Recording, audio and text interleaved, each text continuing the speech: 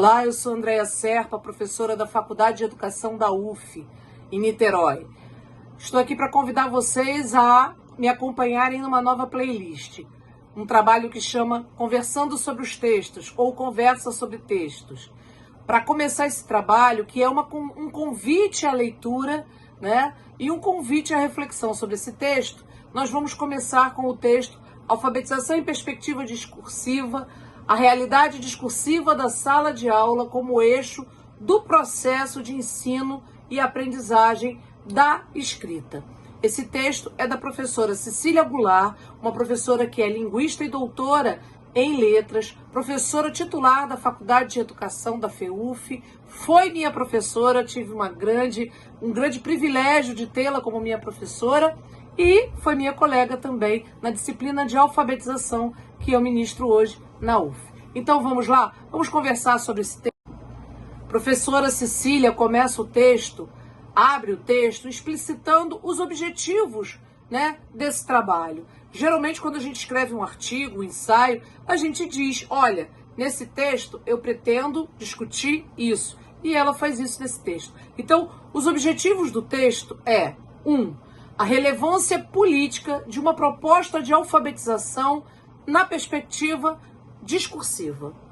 2. Contribuir para a teoria de ensino e aprendizagem da escrita social. Então, deixa claro ao que vem esse texto, né? Então, a relevância política de uma proposta de alfabetização em uma perspectiva discursiva. Então, já abre dizendo, olha, o que nós vamos fazer aqui, quando a gente propõe a alfabetização numa perspectiva discursiva, é discutir uma proposta que compreende que a forma como a gente alfabetiza é uma proposta política.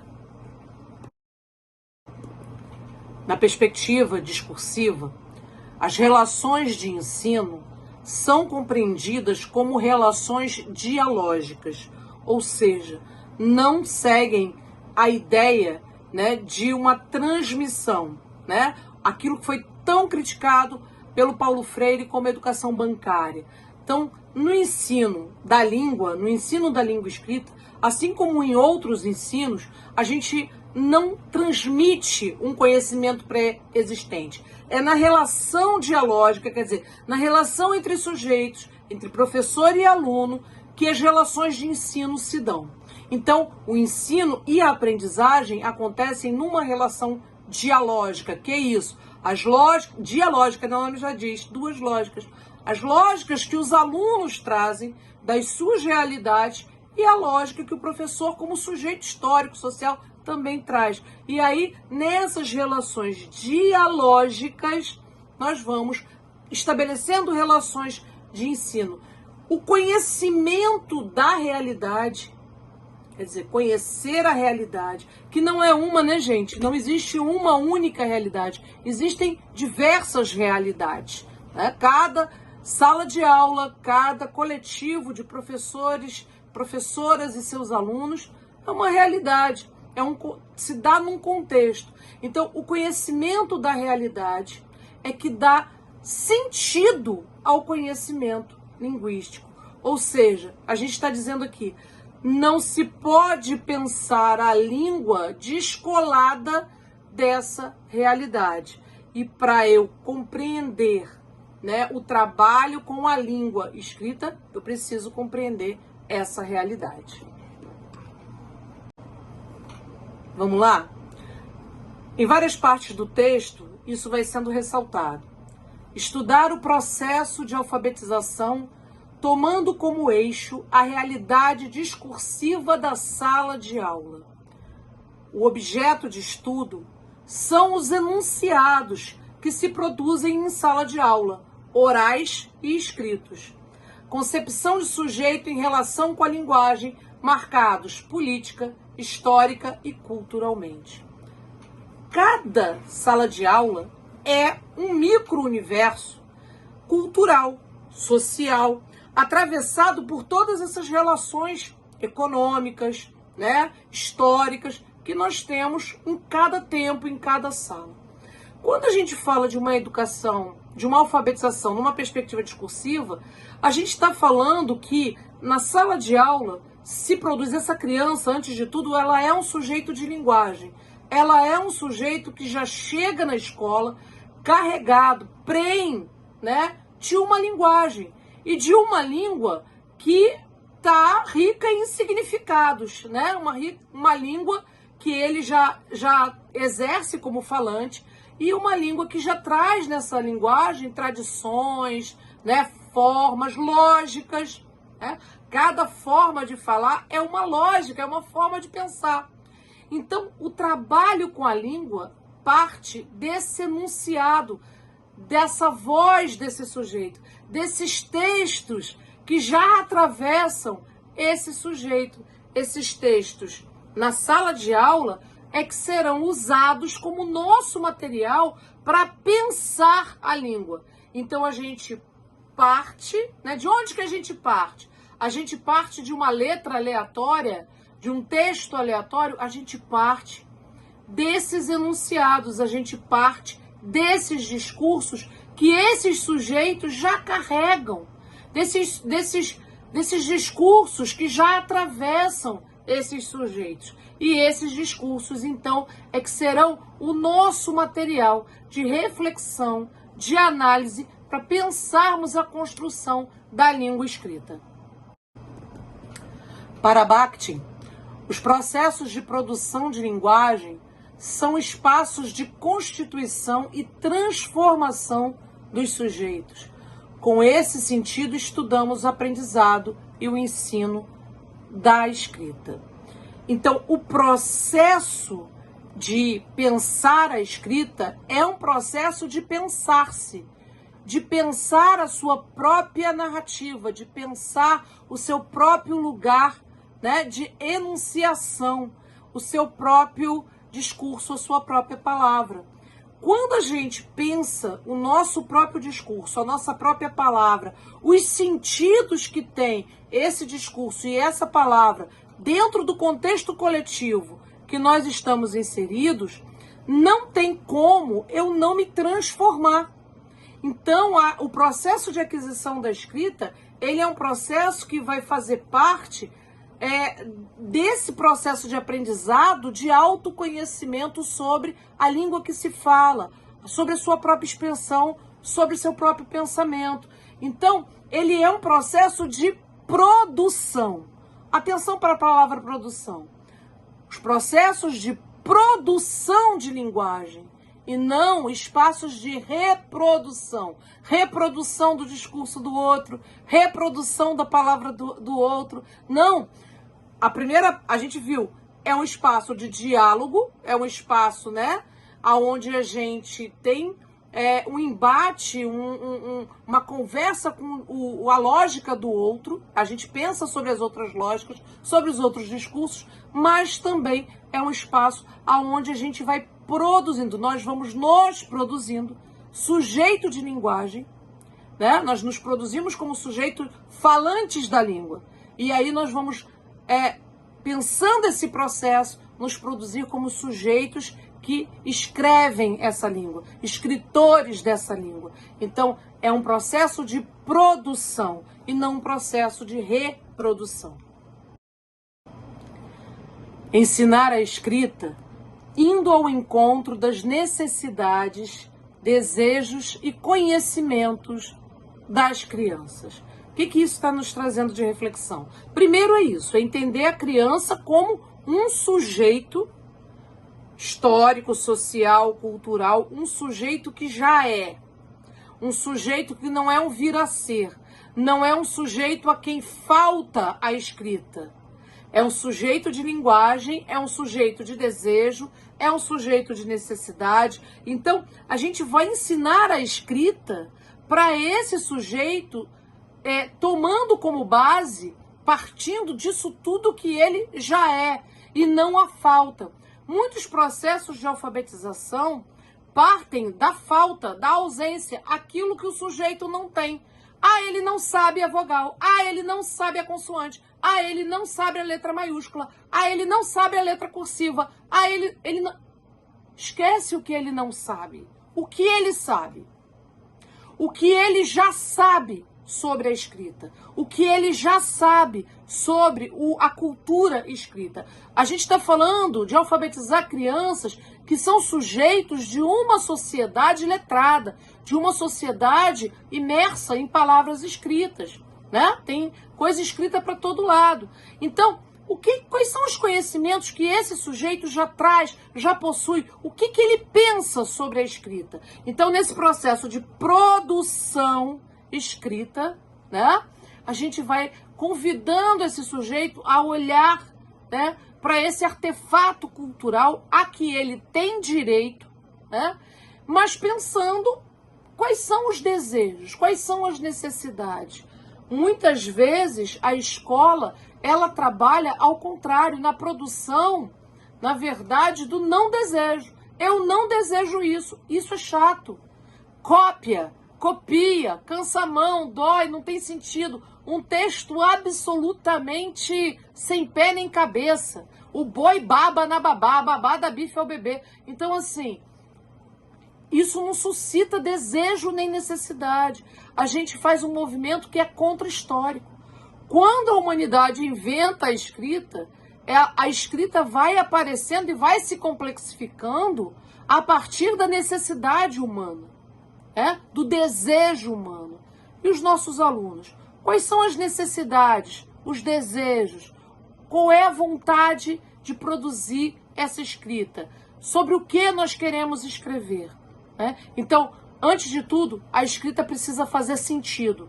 Sentido para a criança que está aprendendo, sentido para o professor que está ensinando. Em certa altura do texto, a professora Cecília traz dados do Instituto Paulo Montenegro, Ação Educativa de 2018, 34% da população de 15 a 64 anos com escolaridade declarada nos anos finais do ensino fundamental, ou seja, 8º, 9º ano, são os anos finais do ensino fundamental. Lembrando que o ensino fundamental no nosso país tem 9 anos, né? Então vai do ano 1, 6 anos, até o 9º ano, tá? Aí depois o menino vai para o ensino médio. Então, no ensino fundamental, nos anos finais, 34% da população que declara ter esta escolaridade são analfabetos funcionais. Ou seja, parece que sabe ler e escrever, mas não sabe. Tá? 13% com o ensino médio declarado são analfabetos funcionais. 13% com ensino médio. 4% daqueles que se declaram terem ensino superior. Ou seja, a pessoa tem um diploma de ensino superior, mas é analfabeto funcional. Não interpreta o que está lendo. Não escreve com sentido. É um analfabeto funcional. Tá? 50% da população investigada que esperava plenamente alfabetizada apresenta um nível rudimentar de alfabetismo. Um nível rudimentar. Ou seja, compreendem textos simples, né? Enunciados muito objetivos, muito claros. Quer dizer, não são capazes de lidar com textos mais complexos. 50%. É muita coisa. Cecília chama atenção que a exposição cotidiana no mundo da escrita na escola, materiais escritos, diálogos com pessoas letradas, contribui para o aprofundamento do conhecimento e papel da escrita na sociedade, expressando-se discursivamente. Isso é um dado importante para a gente pensar a qualidade das interações discursivas que nós temos na escola. Que qualidade de textos, que qualidade de materiais, o que nós estamos ofertando para enriquecer e encantar, né? Muitas vezes, e eu não estou falando, gente, da gente levar ou ter, né, uma postura elitista na escola. Não é isso, não é disso que se trata.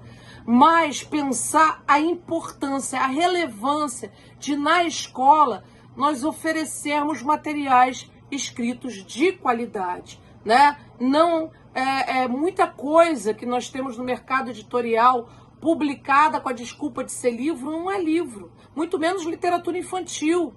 Né? São textos pobres, textos rasos. Então, a exposição cotidiana aos materiais escritos enriquecem, né, essa possibilidade desse sujeito se expressar discursivamente. Então, o trabalho com materiais informativos, cartazes, cartilhas informativas de campanhas de saúde, boa literatura infantil, música, poesia.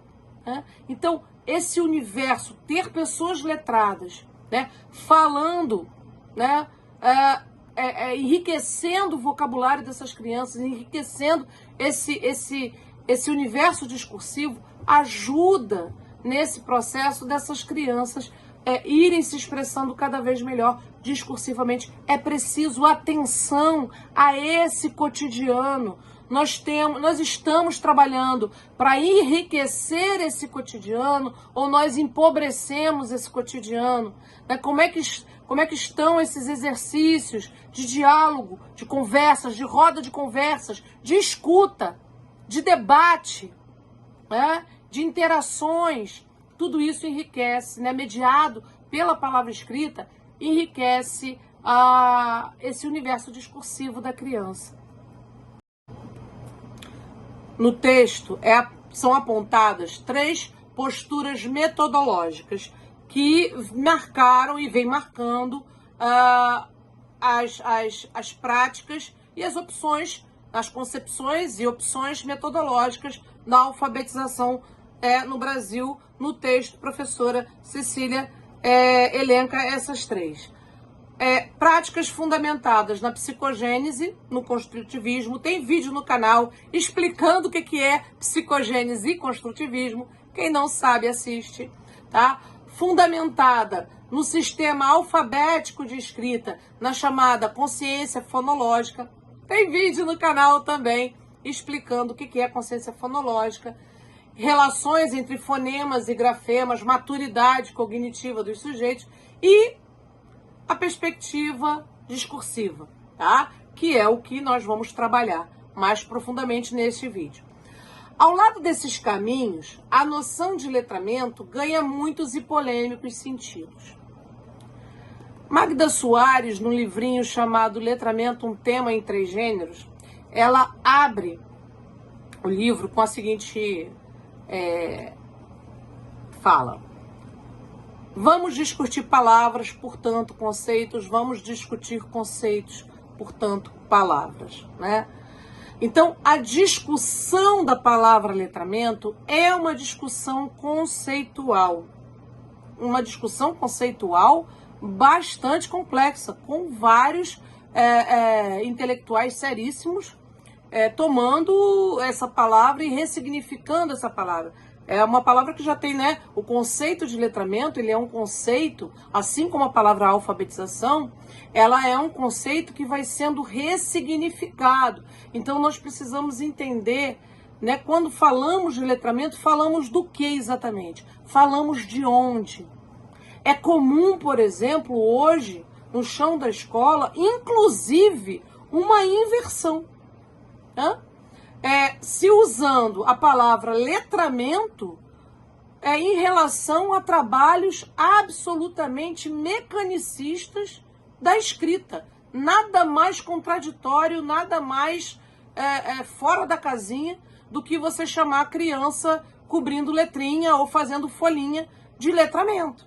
Né? Então isso é uma falta de conhecimento sobre todo o debate que existe em torno da palavra letramento. Então é uma palavra complexa e que diferentes concepções, diferentes posturas metodológicas, como o texto diz, vai ter um entendimento diferenciado do que seja. Então, não podemos confundir a alfabetização na perspectiva discursiva com letramento. Letramento é letramento, alfabetização na perspectiva discursiva é alfabetização na perspectiva discursiva.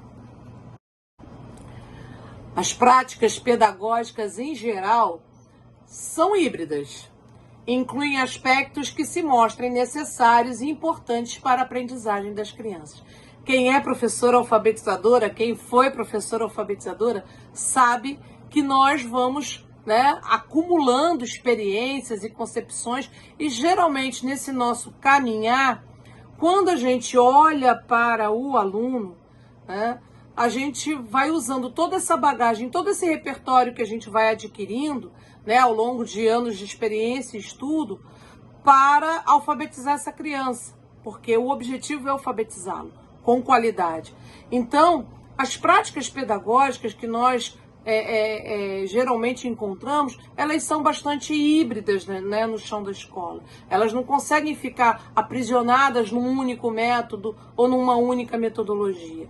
O importante é que o professor alfabetizador precisa ter consciência de que metodologias são essas, de que métodos são esses e de que concepções teóricas cada metodologia, cada método desse apresenta para esse professor. Porque, como vamos ver mais à frente, isso faz diferença.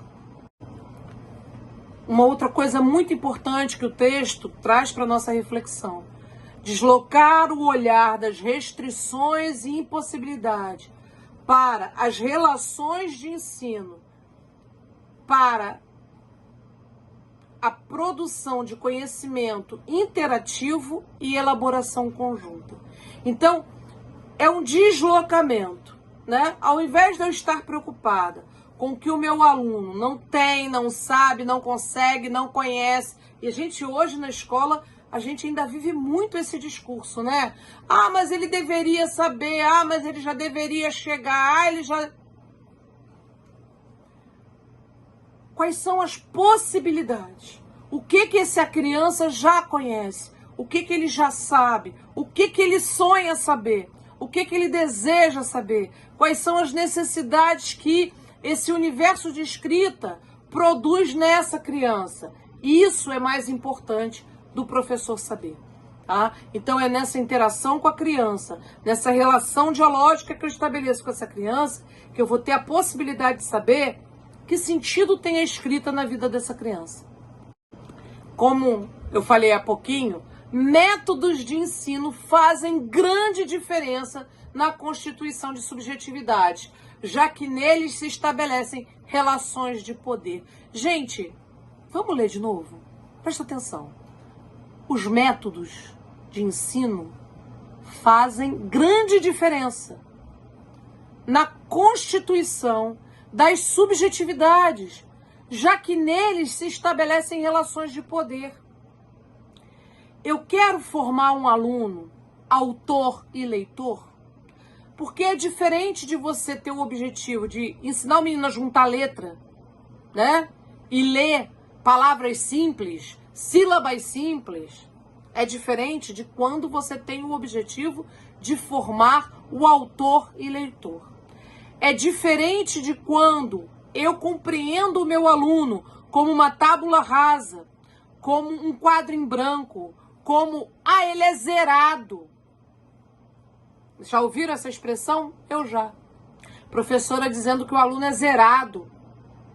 Então, é diferente quando eu tenho essa concepção e quando eu entendo que essa criança, com 6, 7, 8 anos, que essa criança, ela é um sujeito constituído de texto. Ela é um sujeito histórico, ela é um sujeito que já tem história, que já tem coisas a dizer, e ele já tem sonhos, ele já tem medos, e ele já tem palavra. Então, na verdade, a questão é, ele tem espaço na escola para exercitar, para expressar essa palavra, para dizer de si, para escrever os seus sonhos, os seus medos, os seus desejos. A escola se abre a ele como texto a ser lido.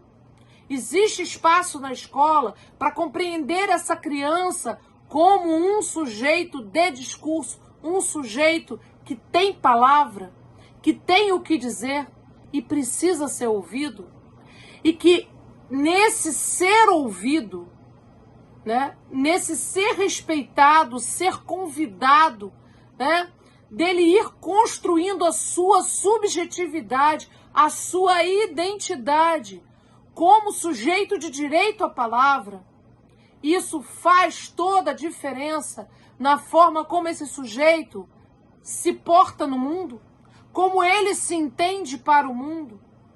Se ele se entende desde bem pequenininho como autor, como aquilo que eu digo é importante, aquilo que eu digo precisa ser ouvido e respeitado, esse lugar é um lugar que coloca esse menino, essa menina, numa relação de poder completamente diferente. Então, construir textos a partir da sua própria identidade. Quem sou eu? Que textos me representam? Que textos não me representam? É fundamental. Então, o método faz toda a diferença. Diretrizes teórico-metodológicas fundamentais, política e pedagogicamente constituídas. As crianças chegam na escola com um corpo de conhecimentos constituído principalmente pelo meio da oralidade. Até porque, vamos lembrar, nós vivemos numa sociedade extremamente oralizada, né? Textos produzidos oralmente em diversas situações pedagógicas, textos escritos levados pela professora e pelas crianças, né? Então, nós temos os textos orais e os textos escritos, levados pela professora e trazidos pelas crianças também, tá certo? Então, veja, é um lugar aonde muitas vozes dialogam e se movem, e se encontram, e se desafiam. Processo de interação em que as crianças conhecem universos discursivos diferentes, troca de conhecimentos sobre o mundo e o prazer no processo de aprender. Isso é fundamental. Ter prazer no processo de aprender. Ter prazer na descoberta de outros mundos, de outros universos, de outras lógicas, de outras possibilidades. De outras possibilidades de registro da sua própria voz, da sua própria identidade, né? Então, são formas importantes para a gente, como dizem, são diretrizes teórico-metodológicas. Então, a gente precisa ter isso como uma diretriz do nosso olhar sobre o nosso fazer pedagógico em sala de aula. Atividades de leitura e escrita,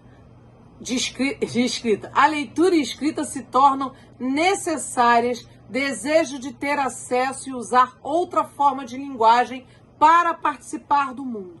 Permite-se por um tempo a escrita não convencional, mas aos poucos as crianças vão compreendendo a necessidade da convenção ortográfica. Gente, na fase inicial da escrita, eu preciso convidar essa criança a escrever. A gente já falou várias vezes, né? Se aprende a ler e a escrever lendo e escrevendo.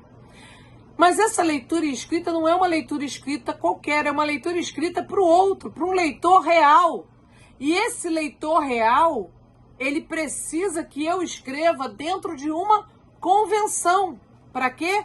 Para que a minha escrita possa ser traduzida, possa ser compreendida pelo outro. Simples assim. Então, por exemplo, o correio, né? Quando o Frenet propõe o correio entre escolas, ou quando a gente se apropria disso, se propõe o correio entre turmas, quando a gente se propõe a mandar uma lista de reivindicações para a diretora da escola, ou como eu uma vez produzi com a minha turma um ofício, nós redigimos para a SME questionando, porque o que acontecia? Os meus alunos estavam com o Rio Card bloqueados, né? Porque o calendário, as crianças tinham tinham umas férias diferentes, né? Então as companhias de ônibus bloqueavam o Rio Card dos adultos, mas eles estavam tendo aula. E aí a gente reivindicou isso e a gente foi lá na SM, mandamos nossa reivindicação para a SME. E o Rio Card deles foi liberado pelas empresas. Então nós fizemos uma denúncia, enquanto grupo. Uma escrita significa... Agora, qual é o gênero? Como é que a gente escreve? Como é que a gente manda uma carta, né, para a prefeitura reivindicando isso. Aonde é? Para quem que manda? Endereçado a quem? Então, são escritas significativas, escritas reais para o mundo real, tá? A escrita real para o mundo real, ela exige uma norma ortográfica. Ela exige as normas gramaticais. E os alunos começam a se dar conta disso. Então, quando eles começam a se dar conta disso, eles começam a entender a importância disso, tá? Mas isso não é numa fase inicial da escrita. Então, a gente vai escrever sem preocupação com essa escrita convencional, a gente vai usar uma escrita não convencional numa fase inicial da escrita. Quando o aluno começar a se apropriar disso, ele começa a se apropriar dessas convenções. As áreas de conhecimento integradas, sem divisão por disciplinas, muitas e diárias leituras e produções de texto. É importante, né, que a gente compreenda que a escrita, a palavra atravessa tudo. O conhecimento matemático, a interpretação de um problema de texto, o conhecimento geográfico, histórico, científico, né, fazer fichas, né, de catalogação, fazer fichas biográficas, organizar dados, datas, tudo isso é material de escrita. A gente não precisa dessas fronteiras, essas fronteiras atrapalham, né? Primeiro vem o desejo, o que a gente deseja escrever? Dentro do que a gente deseja escrever, a gente vai ter vários conhecimentos sendo produzidos, tá? Leituras e produções de textos são atividades diárias, atividades constantes. É preciso muita leitura, é preciso muita produção de texto coletivo diariamente em sala de aula. E sim, isso é mais importante do que folhinha, do que é importante. Ler e escrever é a atividade prioritária de uma sala de aula de alfabetização. Uma perspectiva teórico-prática. Veja, teórico-prática. Não é teoria para um lado, prática para o outro. Numa perspectiva teórico-prática do ensino-aprendizagem, ou aprendizagem-ensino, da escrita, não se desassocia, não dissocia da realidade político-social das situações de ensino e aprendizagem. Tá? Então, não existe, né, uma dissociação entre a perspectiva de ensino e aprendizagem e a realidade político-social dessas crianças. Por isso que alguns textos são impossíveis, são dificílimos da gente pensar numa perspectiva discursiva. Porque se eu estou trabalhando com a realidade social dessa criança, com a realidade político-social dessa criança, alguns textos simplesmente não cabem, não dialogam, não contribuem. O processo de reflexão-ação sobre a escrita no movimento discursivo da aula é a base do trabalho com a escrita na nossa concepção de alfabetização. Então, veja, não é cópia, não é cobre-letra, é processo de reflexão e ação sobre a escrita. Então, vejam as palavras, ação e reflexão. É pensar e fazer, fazer e pensar. Fazer e pensar o quê, André? A escrita. Fazer e pensar a escrita, né? Então, esse movimento de entender a sua palavra, pensar sobre a palavra, pensar como eu registro essa palavra, é um movimento de ação e reflexão sobre a palavra, tá certo? Então, essa é a nossa concepção de alfabetização. Aprender a escrever uma palavra significativa, uma palavra que me representa, uma palavra que me traduz, uma palavra que representa a minha reflexão, que representa o meu processo de compreensão dessa realidade. Não é uma palavra solta, não é qualquer palavra, é essa palavra. O processo com e por o processo de alfabetização com textos e por textos. Tá? Então a gente fala da importância da oralidade, mas é um processo que a gente está querendo o quê? Ensinar o cara a ler e escrever, não é isso? O pequeno tem que aprender a ler e escrever. Então é um processo com e por textos. Promove o aprofundamento da compreensão das crianças, de como a escrita organiza a vida social e dos sujeitos em si. Então é fundamental no processo de alfabetização pensar o lugar da escrita na sociedade. Para que serve a escrita? Plurilinguismo social, cultura escrita vinculada à cultura oral, múltiplas linguagens sociais e gêneros do discurso se interrelacionam, formam novas teias de conhecimento. Então, uma alfabetização, numa perspectiva discursiva, a oralidade, ela não é deixada da porta para fora da sala de aula. Essas muitas formas, esses muitos registros, várias formas de expressar o mundo, não ficam da porta para fora. Tampouco a gente acha que existe uma língua só. Existe a língua certa e a língua errada. O jeito certo e o jeito errado de falar. Existem linguagens. E pensar sobre essas linguagens, como essas linguagens se interrelacionam, quais são as relações que existem entre essas linguagens, formam as teias de conhecimento. Precisamos enfrentar e superar a tradição inventada da alfabetização no Brasil. E é isso, É uma tradição inventada. Hoje, por exemplo, a gente luta contra uma tradição inventada de que criança de 4 anos tem que saber escrever o nome todo com letra cursiva. Gente, eu fui alfabetizada aos 6 anos de idade.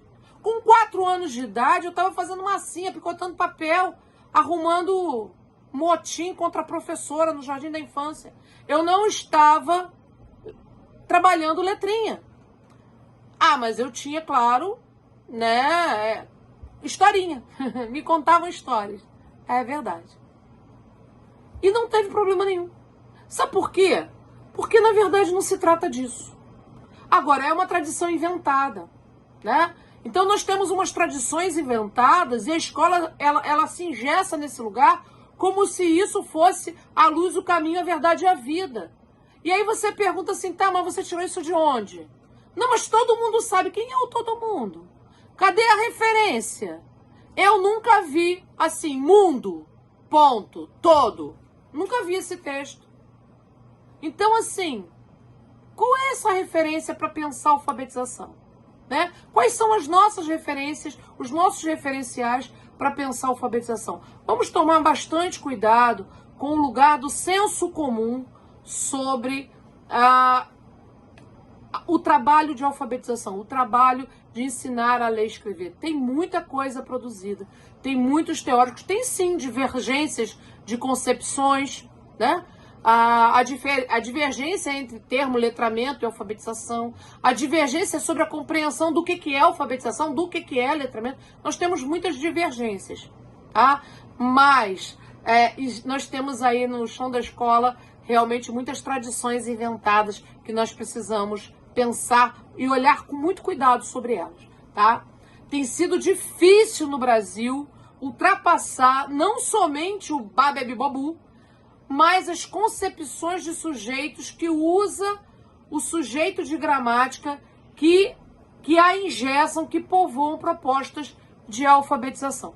Então, assim, é que eu fui fichando o texto, tá meio esquisito, mas tudo bem, Mas concepções de sujeitos que usa sujeito eu não entendi isso, de gramática que a engessam e que povoam propostas de alfabetização. Então, assim, por trás da família silábica, do babebibobu, você tem uma concepção de sujeito que remete àquilo lá. É um sujeito vazio, não é um sujeito de linguagem, é um sujeito onde eu tenho que, pela repetição, pela memorização, enfiar isso dentro da cabeça do sujeito e é por aí que ele vai aprender a ler e escrever. E nós temos um chão já de discussão em alfabetização. Veja, o livro da Smolka já tem mais de 30 anos, Então, assim, nós já temos um longo percurso em alfabetização que vai dizer, não é por aí.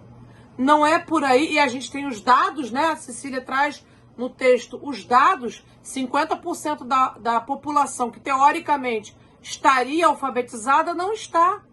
Possui rudimentos. E hoje, quando a gente abre as redes sociais e você vê pessoas, inclusive professoras, com uma brutal dificuldade de interpretação de texto. Então, é escandaloso como nós temos uma dificuldade de formar pessoas plenamente alfabetizadas, né? Com realmente apropriação da língua escrita. Então, isso é muito sério e isso precisa ser revisto. Agora eu trago uma citação do texto. Nas propostas de trabalho para alfabetizar na escola, a litania de textos, a litania de tudo, a repetição para ordenar, catequizar no interior de uma sociedade pensada unidiscursivamente, persiste em prevalecer. Apesar de propostas e parâmetros aparentemente inovadores, a concepção de unidade na diversidade que se mantém e o deslocamento das práticas para a ênfase em novas categorias como gêneros do discurso continuam a agir para a submissão dos sujeitos pela negação do plurilinguismo de suas falas. Então, é isso, né?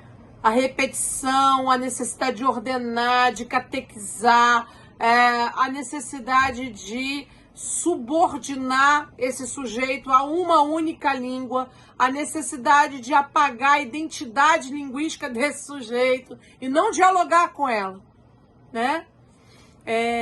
Não dialogar com essa identidade, mas apagá-la, negá-la, né? Subalternizá-la, né?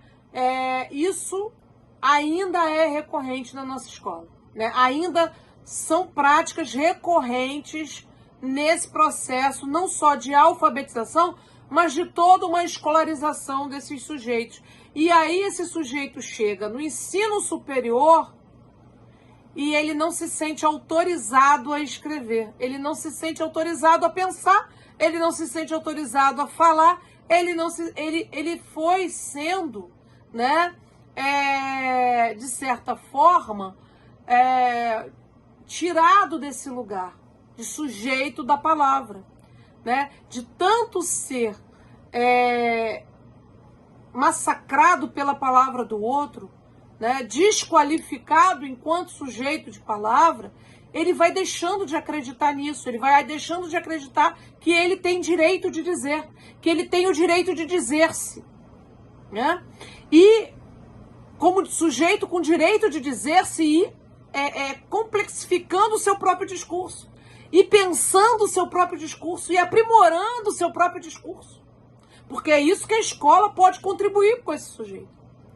Não é negar ele como sujeito de discurso, mas contribuir para que ele vá cada vez mais se complexificando através da reflexão do seu próprio discurso. Ele vai pensando o seu próprio discurso, ouvindo o discurso do outro, e aí ele vai ampliando o seu universo discursivo. Então, esse que deveria ser o papel da escola, da alfabetização e de toda a escolarização, compreendendo a alfabetização como um processo que nos acompanha a vida inteira, um processo que vai se complexificando, quer dizer, nós vamos cada vez mais nos alfabetizando numa língua mais complexa. Isso geralmente é negado pela escola. E aí o aluno chega, né, no lugar, na universidade, do lugar, né, do impotente, né, sem essa potência, sem essa legitimidade do dizer, do expressar-se, do pensar sobre a própria escrita. Tem aluno na faculdade que fica magoado quando você corrige o texto dele. Ele não aceita, ele não quer, ou tá certo ou tá errado, ele não consegue pensar fora do certo e do errado. Ele não consegue pensar, nossa, tá bom, posso melhorar. Então, esse processo é um processo que acompanha o processo de alfabetização e de escolarização, que a gente está convidando a uma ruptura. A gente precisa romper com isso. A gente precisa romper, reconhecer o plurilinguismo dentro da escola, partir dessas relações, né, plurais, diversas, desse encontro de discursos, para que esse sujeito se torne autor, né, do seu próprio discurso e leitor com ampla capacidade de compreensão do discurso do outro. A gente se burocratiza a uma ordem que nos escraviza. No texto ela apresenta isso como uma fala do Paulo Freire num grande encontro que teve com vários educadores importantes, né, no texto. E essa fala me toca profundamente. Quem me conhece sabe que eu sou uma pessoa extremamente revoltada com a burocracia. Aliás, hoje mesmo eu postei no meu Facebook, né? Falei, a burocracia é o artefato mais perverso, né, que foi inventado para a negação de direitos. Quando a gente quer negar o direito do outro, quando a gente precisa negar o outro, a gente burocratiza, né? E a gente faz isso com... É impressionante como a gente vai burocratizando a ação docente, burocratizando. Um professor muitas vezes fica assoberbado de trabalho burocrático. E o que é o trabalho burocrático? É o trabalho que muitas vezes não faz sentido para ninguém. É o trabalho que escraviza, né? É isso. Ele nos escraviza, ele nos rouba o tempo, ele acorrenta o nosso tempo, ele acorrenta a nossa criatividade, ele acorrenta e nos impede de termos relações, diálogos mais profundos na escola. Por quê? Porque eu tenho que dar conta da papelada.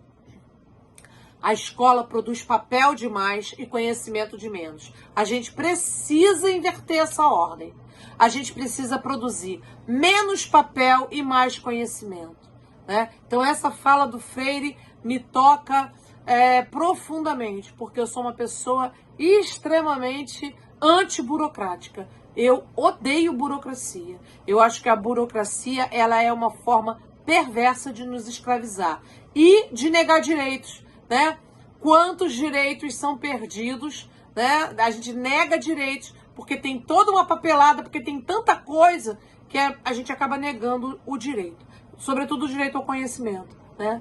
Então, na escola, sobretudo o direito ao conhecimento, né? Aqui no Brasil, no caso de outras burocracias, como INSS, Bolsa Família, se nega o direito à sobrevivência, né? Se caça a aposentadoria de gente que está viva, dizendo que a criatura morreu, e a pessoa está lá vivinha, dizendo, mas eu tô aqui, eu tô viva, né? Ah, mas a burocracia, o sistema, o não sei o quê. Isso é a burocracia perversa roubando vida. A dificuldade de incorporar contribuições teórico-metodológicas do pensamento educacional da década de 1980 até o presente momento. Essa é uma fala dolorosa, né? Eu tenho inclusive um poema que chama Havia Mais Futuro no Meu Passado, né? Porque lá no meu passado a gente tinha uma esperança, gente, de que em 2000 a educação ia estar outra coisa. Porque lá no passado a gente tinha isso, tinha Paulo Freire, tinha Darcy Ribeiro, né? A gente tinha a Sônia Kramer, tinha a professora Cecília, tinha a professora Regina Leite Garcia, tinha a professora Nilda Alves, tinha o Frigoto, tinha o Gentili, tinha tanta gente bacana, né?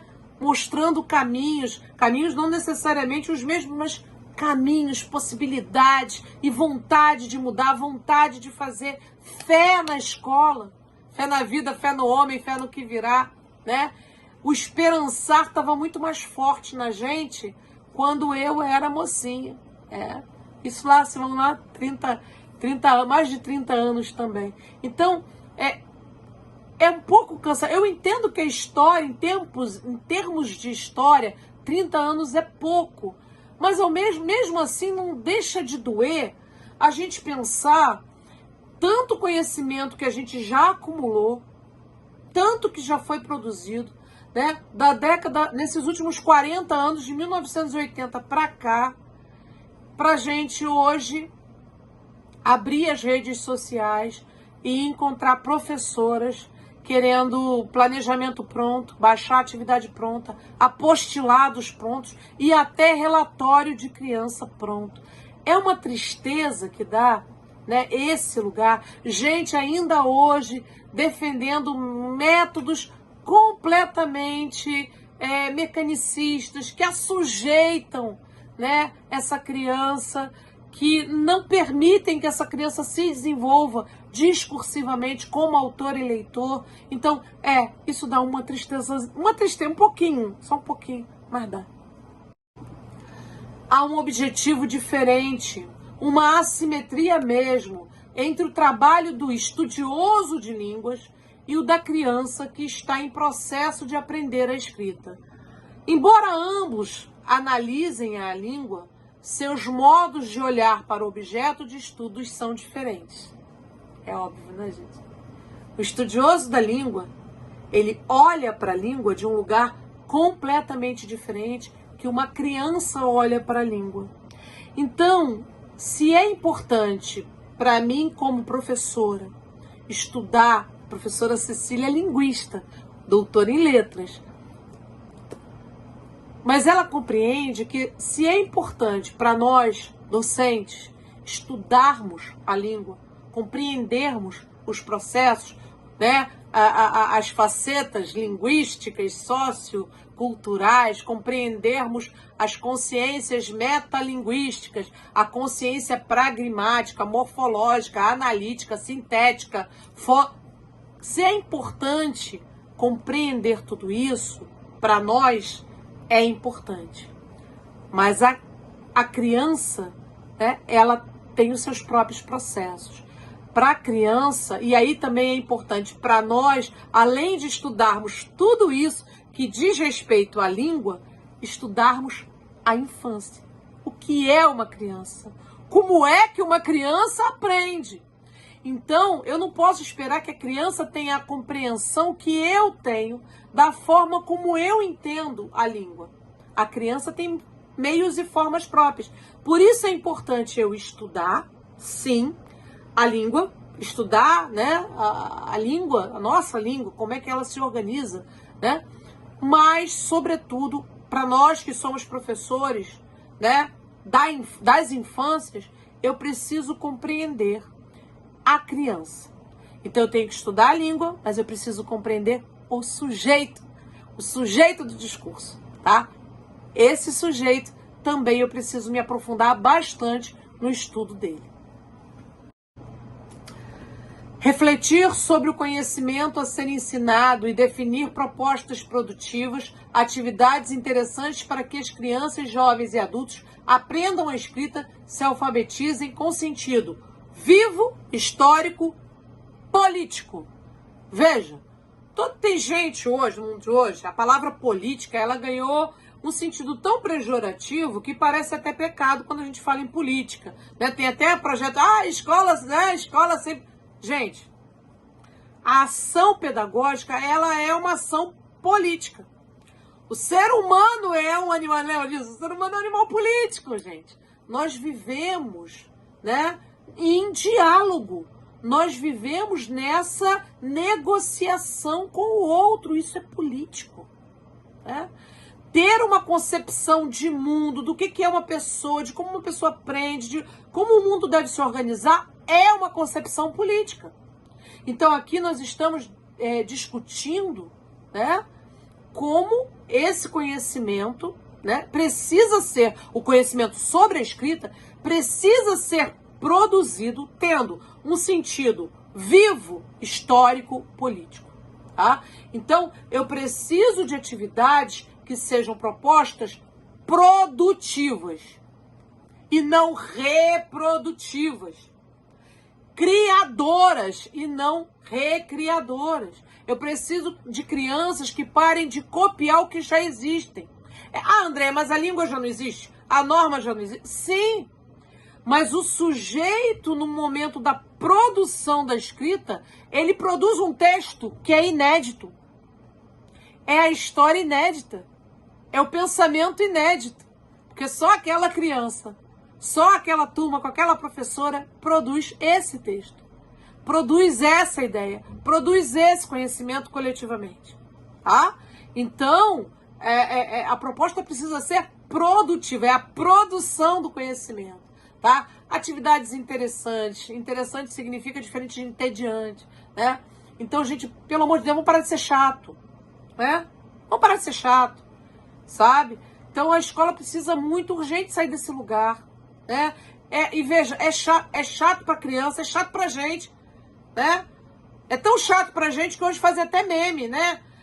Que o sinal toca antes da criança, a professora já sai correndo. Ah! Então, mas se está nas nossas mãos, se nós somos os adultos da relação, nós podemos fazer um lugar que a gente não tenha vontade de sair correndo. Nós podemos fazer um lugar significativo, produtivo, que faça sentido para a criança e para mim, que estou ali trabalhando, tá? E isso é fundamental para a gente não enlouquecer. Considerar o sistema alfabético como a escrita é um enorme equívoco. Vou ler de novo. Porque se a gente está falando desde 1980 e até agora teve gente que não entendeu, eu vou ler de novo, porque quem sabe lendo de novo, entra. Considerar o sistema alfabético como a escrita é um enorme equívoco. Equívoco. Sistema alfabético não é escrita. Embora lhe seja fundamental. Eu preciso do sistema alfabético para escrever, mas o sistema alfabético não é escrita. E eu não chego na escrita, né? Eu chego no sistema alfabético usando a escrita. A escrita usa, é fundamental eu compreender o sistema alfabético, né? Mas, né? Confundir uma coisa com a outra é um equívoco. A gramática também não é a língua, embora lhe seja fundamental. Então é preciso, claro que a gente fala dentro de uma gramática. Existe uma lógica, existe um artigo, um substantivo, um verbo que a gente precisa partilhar, que todo mundo precisa compreender para ser legível para o outro. E quando a gente fala outro, lembrando que esse outro é o outro em Moçambique, é o outro em Timor-Leste, é o outro em Portugal. Né? A língua escrita, ela nos unifica, ela permite que a gente compartilhe textos e conhecimento. Né? Todos os 50, 70 milhões de falantes da língua e de escritores da língua portuguesa. Né? Então, é fundamental. Tá? Então a gramática ela é fundamental, mas ela não é a língua. A língua é mais do que isso. Tá? A gente precisa saber dimensionar essas coisas. Agora vem umas perguntas. O texto vai trazer pra gente algumas questões que são fundamentais. Questões que não é para responder de pronto, questões que é para ruminar. Fica ali, ruminando, pensando, repensando, matutando. Alfabetizar por quê? Por que a gente tem que alfabetizar? Ai, André, alfabetizar é direito. Por quê? Alfabetizar para quê? Para fazer feira, para fazer mercado, para pegar ônibus, para, né? Será que é só isso? Quais são as funções da escrita? Como alfabetizar legitimando o conhecimento de todos e de cada um? Como é que eu posso alfabetizar sem catequizar esse sujeito? Sem querer impor a ele uma lógica que é minha, uma cultura que é minha, mas alfabetizá-lo a partir do seu próprio texto, do seu próprio discurso, do seu próprio lugar como sujeito que fala, como sujeito que pensa em língua portuguesa. Que não é uma só, são muitas. Que tipo de trabalho é alfabetizador, que o alfabetizador fortalece? Que tipo de trabalho é alfabetizador? Fortalece a subjetividade das crianças e a participação delas na vida cidadã. Que tipo?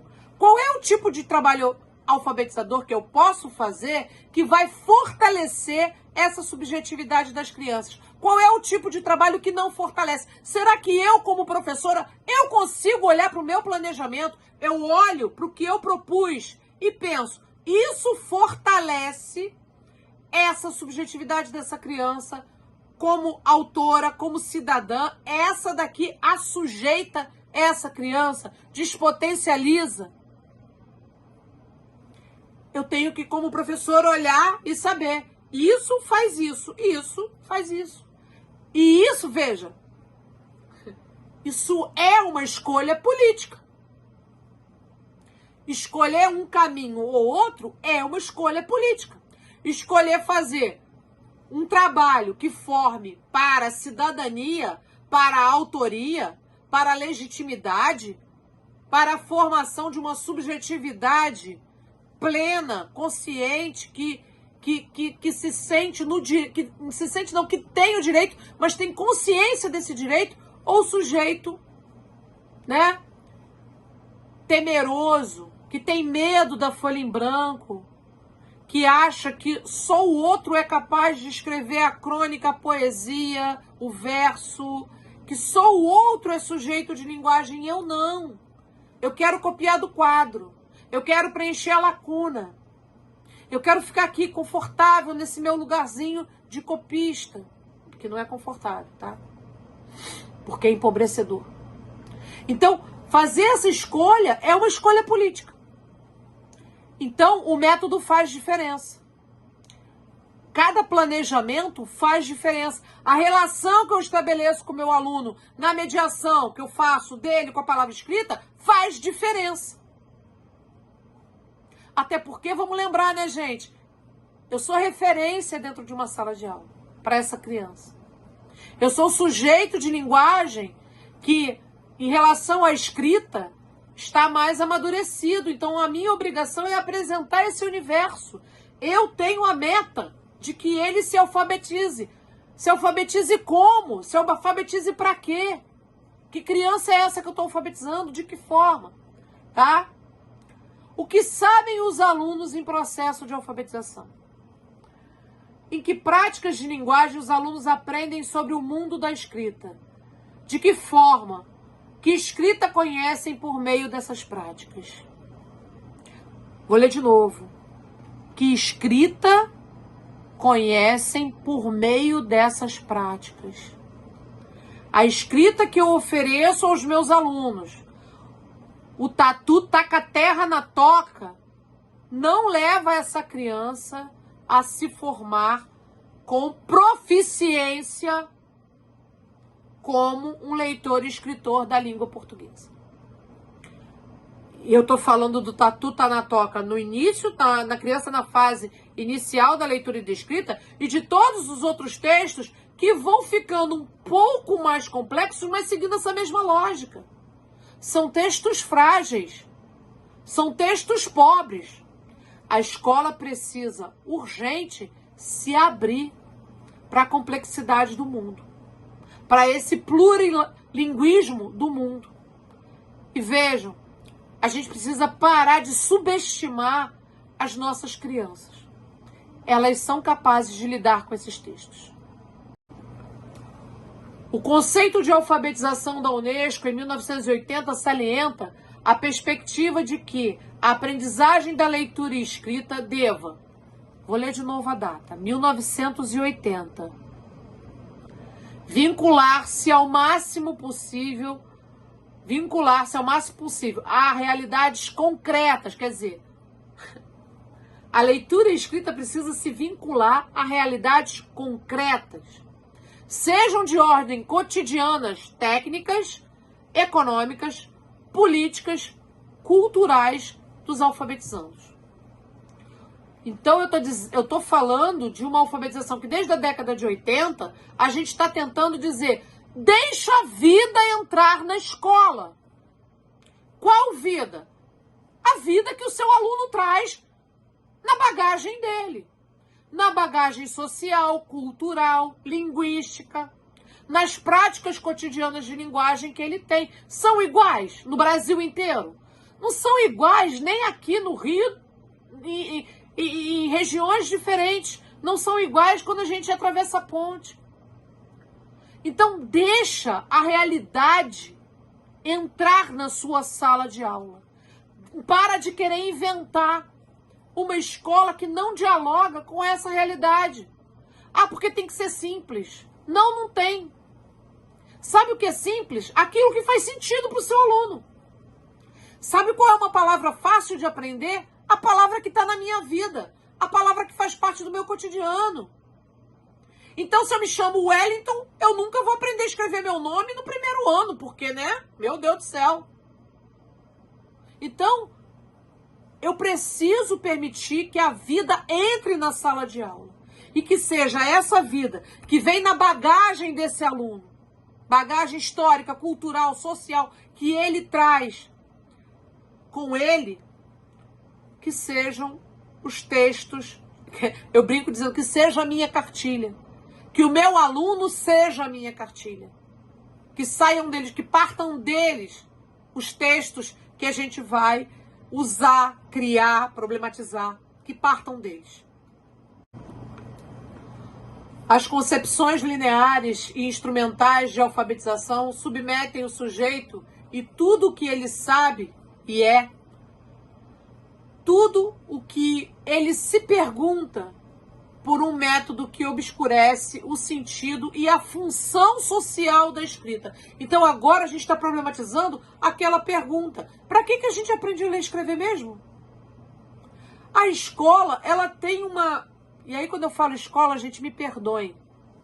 Eu sei que existem, agora mesmo, milhares de professores que estão em sala de aula, né, tecendo esses fios de vida junto com os seus... Eu sei porque eu convivo, graças a Deus, com várias delas. Tecelãs de vida, de palavra viva.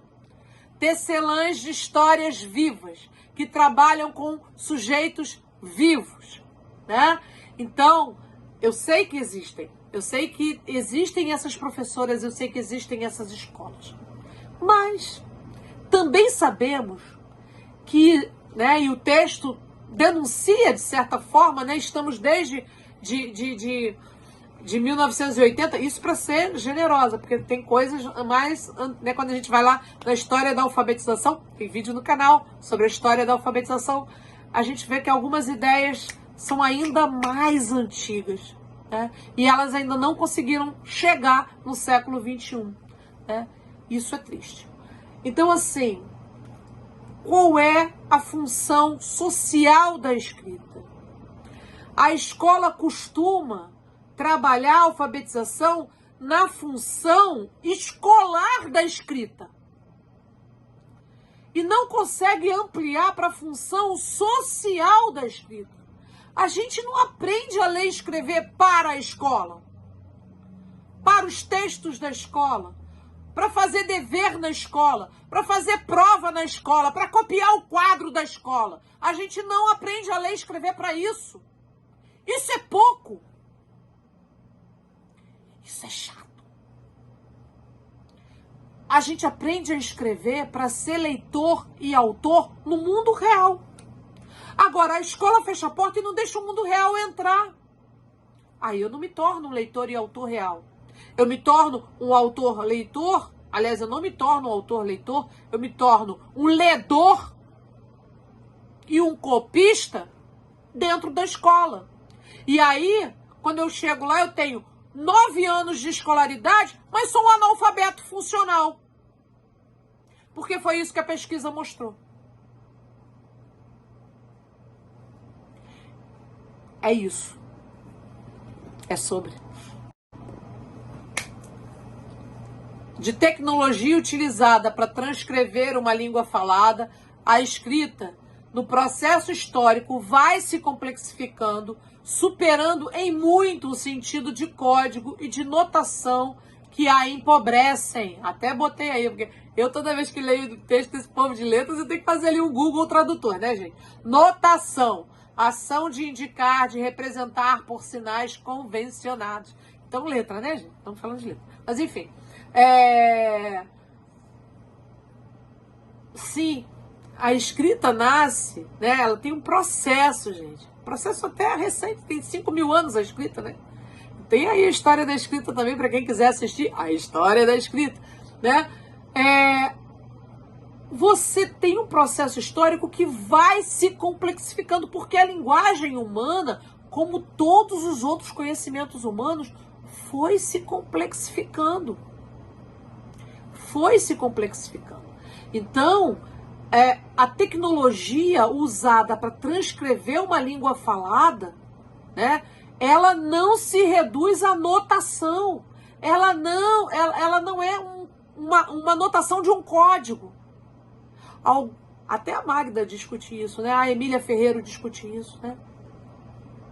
A escrita não é uma transcrição, ela não é código, porque ela não é uma transcrição da fala. Né? Ela não é. Ela é uma representação da fala, que vai ganhando cada vez mais complexidade. Como é que eu vou registrar, por exemplo, a minha fala carioca, o meu arroz, o meu biscoito, o meu, sabe, minha casca? É esquisito esse nosso, que misericórdia. Às vezes eu mesmo me ouvindo, eu fico assim, gente, é muito X, é muito SX na mesma palavra. Mas ao mesmo tempo, né, eu tenho um estranhamento com quem fala tia, dia. Eu tenho. Por quê? Porque a sonoridade é diferente. Como é que a gente transcreve? Quem fala dia, quem fala tia, quem fala dia, tia. Não é igual. A escrita não é uma transcrição do que a gente fala. A escrita é uma representação do que se fala. Por isso a relação fonema-grafema, ela para na página 2 da cartilha, né, gente? Porque enquanto a gente está falando vaca, vaca tá beleza, né? VACA, vaca. Mas se você fala pato, não sei vocês, eu boto U em tudo. Pato, gato, rato, cavalo, macaco. Acabou a transcrição da fala. Né? Então tem que dizer, é uma referência. A gente fala de um jeito e escreve de outro, registra de outro. Tá? Como diz a professora Edwige Zacu, não dei uma pista falsa dessa para as crianças, né? A escrita não é transcrição da fala, ela é representação da fala. Vocês vão me ouvir repetindo isso milhares de vezes. Está escrito é que não podem ser reduzidas às de um código. Pertinência da escrita, a relação com o sentido de pertença a uma língua, a um conjunto cultural mais amplo. Há muito mais para aprender do que notações e codificações. Vou ler de novo. Quando a gente trabalha com a língua escrita, há muito mais que se aprender do que notações e codificações. Exatamente porque a língua não é uma transcrição da fala. A escrita se supera como codificadora de conhecimento, passando ela mesma a conhecimento. Então a escrita, ela não é o registro de um conhecimento. Ela não é registro daquilo que se diz. Ela é ela mesma, ela própria é um conhecimento. Tanto é que a gente estuda a língua escrita. Né? Então, ela mesma, enquanto objeto, um artefato cultural, uma tecnologia, ela é em si um conhecimento que precisa ser aprendido. Agora o negócio ficou bacana, olha só isso. Contexto prosódico sem o qual não é possível conceber textos em entonação apreciativa de Bhakti. Aí mesmo eu também parei e fiquei assim, Jesus amado, eita lelê. Vamos lá? Prosódia é a parte da gramática que se preocupa com a escolha correta da sílaba tônica no momento em que pronunciamos uma palavra. Sábia, sabia, sabiá. Ou sabiá, sábia, sabia. Ou sabia, sábia, sabiá. Né? Entonação valorativa como um elemento inerente ao enunciado. Fato que obriga o sujeito na condição de leitor a considerá-la na produção de sentido da leitura. Então, a sábia morreu, o sabiá sabiá morreu, sábia morreu ou sabia morreu. Depende, né? Bom, isto considerado, a dimensão fonológica da escrita, embora necessária, lê com calma isso, por favor. Isto considerado, A dimensão fonológica da escrita, embora necessária, está longe. Quem alfabetiza sabe. Está longe de ser suficiente para se alfabetizar crianças e adultos. Exatamente porque muitas vezes acaba sendo uma pista falsa. Né? Alfabetismo pragmático, lugar em geral de exclusão e apagamento do sujeito. Né? A gente precisa expandir a nossa compreensão do para que se alfabetiza. Né? Sair desse lugar funcionalista, desse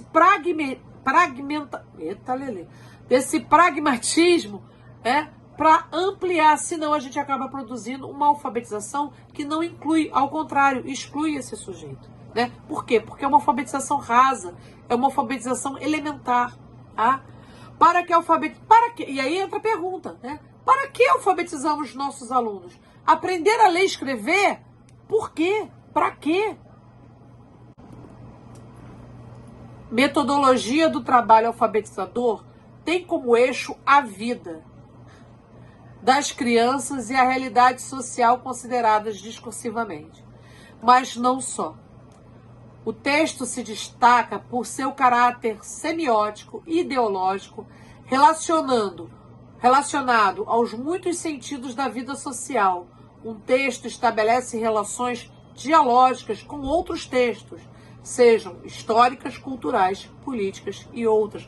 Botei aí também o quadrinho pra gente. Eu tenho um vídeo no Alfabetização Sem Cartilha que eu explico melhor essa questão da semiótica. É também importante pra gente compreender, tá? Quem fala de... Aí eu vou explicar melhor o que é essa coisa de significado, significante. Quem quiser aprofundar, vai lá. Semiótica é a ciência que estuda os signos, né? Os desenhos que representam as ideias. Ela pode ser dividida em sintaxe, semântica e pragmática. Na linguística, o signo é formado por um significante e um significado, né?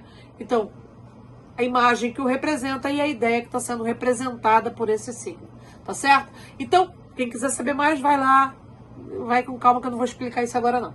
Mas, enfim, o que a gente está discutindo aqui hoje é o seguinte: eu tenho uma metodologia de trabalho como alfabetizador para fazer, né? Que eu vou ter o eixo na vida da criança, na realidade social da criança, né?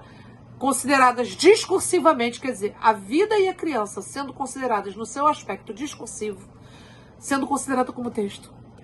Mas não só, tá? Então, quando o Freire fala, né? Partir de, não é ficar em, tá? Partir de não é ficar em.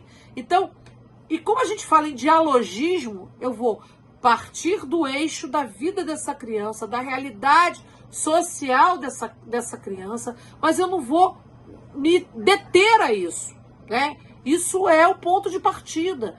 Isso é o que vai me dar chão, isso é o que vai me dar contexto para eu saber que textos trazer, que textos trabalhar, que textos interessam, tá? Mas a gente vai criar relações dialógicas com outros textos, né? Os textos históricos, culturais, políticos e outros textos que também atravessam a nossa realidade sócio-histórica política, tá bom? Não se trata de atualizar conhecimentos, mas de repensar o sentido político de se estar na escola e aprender a ler e a escrever. Qual é o sentido político de se estar na escola? E veja, essa pergunta é fundamental, porque estar na escola não basta. Então, se hoje nós conseguimos universalizar o ensino e garantir a presença das crianças na escola, né, nós temos que saber que isso não basta. Não basta ter a criança na escola. É preciso que ela aprenda. É preciso garantir o direito dela à aprendizagem. Então, estar na escola não basta. A ação política não é colocá-la na escola. A ação política não é alimentar a criança. A ação política não é só dar o bolso. Não é só. É também. Garantir que ela esteja na escola é ação política, é política pública importante? É também. Alimentar direito a essa criança é política pública importante? É também. É também. garantir a essa criança, né, o direito ao conhecimento também. Então não basta manter essa criança na escola. É preciso garantir o direito, não é só estar na escola. O direito é ao conhecimento. Né? Inclusive o meu primeiro projeto de mestrado, que aliás foi recusado, mas enfim, meu primeiro projeto de mestrado tinha como título, né, quer dizer, o projeto de mestrado que eu apresentei tinha como título, era uma pergunta, matrícula é inclusão? E é interessante que eu apresentei esse projeto, foi lá em primeira vez, né, porque fui reprovada pela primeira, e na segunda vez apresentei de novo, mas enfim, foi em 2004, 2006, 2004, eu acho que eu entrei em 2004, Eita, 2004, 2024, hein? Caraca, André, tá vendo? Enfim, quando eu apresentei meu projeto, ele tinha esse nome, essa pergunta. Matrícula é inclusão? E por que eu fazia essa pergunta? Porque eu fui ser professora na rede municipal do Rio de Janeiro e me deparei com uma turma de progressão com meninos de 14 anos que estavam há 10 anos na escola, entraram na escola com 4 anos de idade, estavam com 14 e não sabiam ler e escrever. E com 14 eles nem queriam mais saber ler e escrever. Eles nem acreditavam mais que era possível. E isso me chocou absurdamente. Então, eu fui buscar no mestrado algumas respostas, saí com mais perguntas, mas enfim. Encontrei algumas respostas e saí com outras perguntas. Mas a pergunta do meu projeto, ela continua valendo. 2004, 2014, 2024. 2004, 2014, 20 anos depois. Ela continua valendo. Matrícula é inclusão? Ou o que inclui o sujeito é o conhecimento? E não qualquer conhecimento. O pleno conhecimento. Quando não basta ser alfabetizado, é preciso ter proficiência na língua portuguesa. É o conhecimento que insere esse sujeito no mundo. É conhecimento que empodera esse sujeito. É conhecimento que abre portas, que permite relações. É conhecimento que coloca esse sujeito para ele mesmo, diante do espelho, em outro lugar no mundo.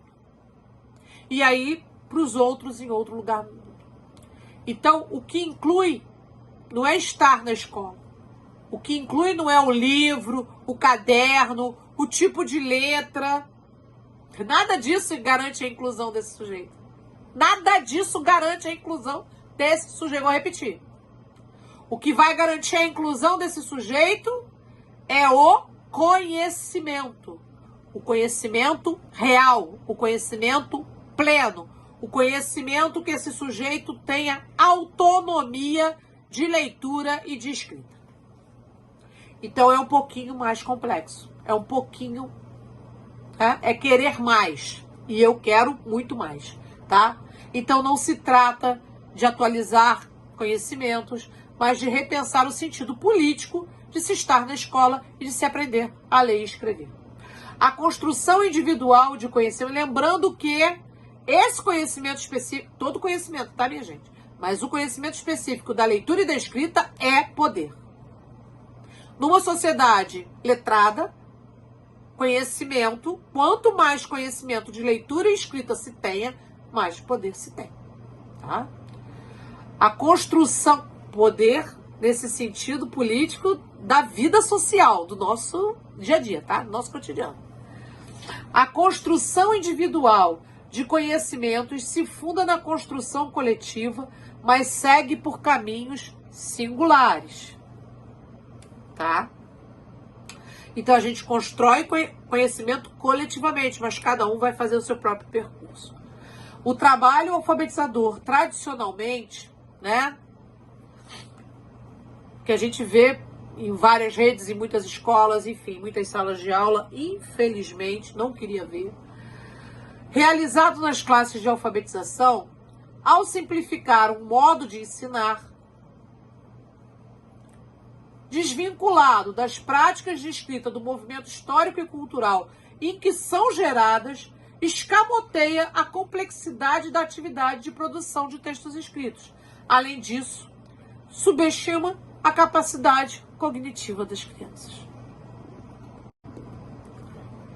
Eu acho que esse texto que a professora Cecília nos trouxe é um texto fundamental para nós começarmos uma conversa, para nós começarmos a pensar sobre a alfabetização na perspectiva discursiva. E eu acho que ficou claro alguns aspectos dessa alfabetização, né?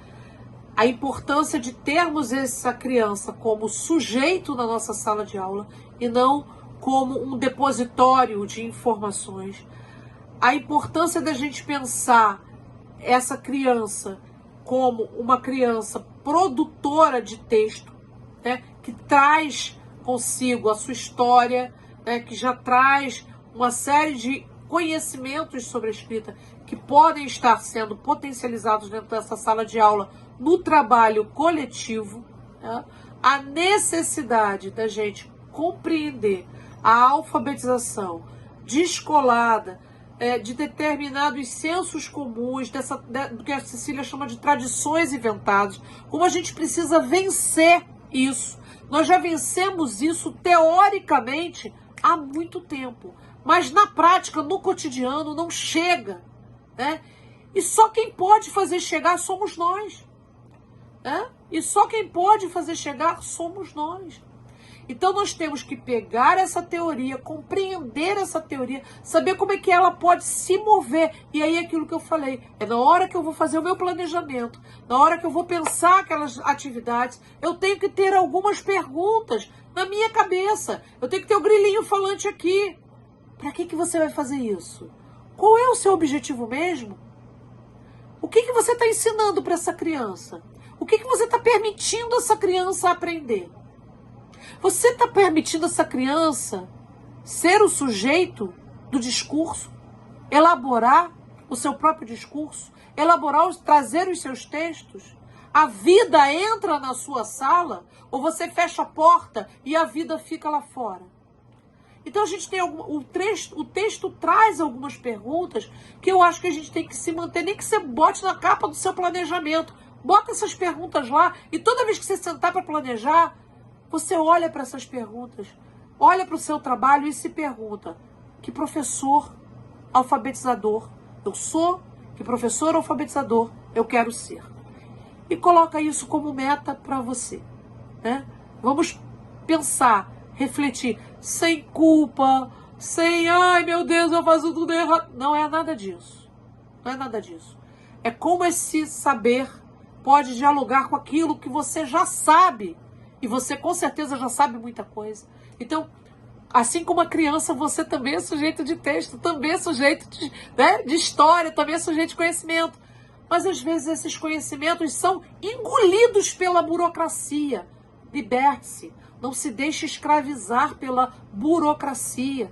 Não se deixe escravizar por essa rotina de repetição.